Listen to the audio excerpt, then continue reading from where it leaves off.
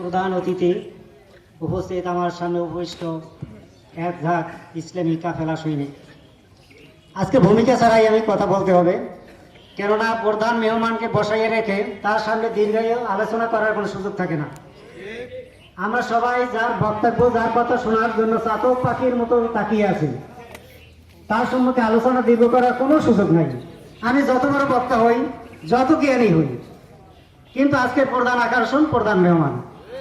আমি সংক্ষেপে দুইটি কথা বলবো। সংগ্রামী বন্ধুগণ, আজকের বাংলাদেশ দুটি ভাগে বিভক্ত হয়েছে। একটা হলো ইসলামী শক্তির পক্ষ, আরেকটা হলো ইসলামী শক্তির বিপক্ষ শক্তি, ঠিক না? আমরা একটা লড়াইয়ের ময়দানে আছি। একটা হলো হকের পক্ষের লড়াই, আর একটা হলো হকের বিপক্ষের শক্তির সাথে লড়াই। এখন আমরা কি হকের পক্ষে না বিপক্ষে? হকের পক্ষে না বিপক্ষে? শরিয়ার পক্ষে না বিপক্ষে? শরিয়ার পক্ষে না বিপক্ষে? যদি আমরা শরিয়ার পক্ষে থাকি, হকের পক্ষে থাকি, সংগ্রামী বন্ধুগণ, আসছে 12 তারিখ, আমাদের রায় কি হকের পক্ষে হবে না বিপক্ষে হবে? আবারও জানতে চাই, হকের পক্ষে হবে না বিপক্ষে হবে?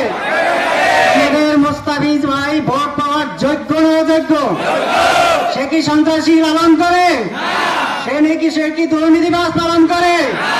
যদি সে হকের পক্ষে এবং শান্তশিষ্ট ব্যক্তি থাকে, আমার আবেদন, আমার ভোট, আপনার ভোট, আমাদের ফ্যামিলির ভোট, আমাদের আত্মীয় স্বজনের ভোট, সকলের ভোটকে আমরা তার পক্ষে আনার জন্য কাজ করবো ইনশাআল্লাহ।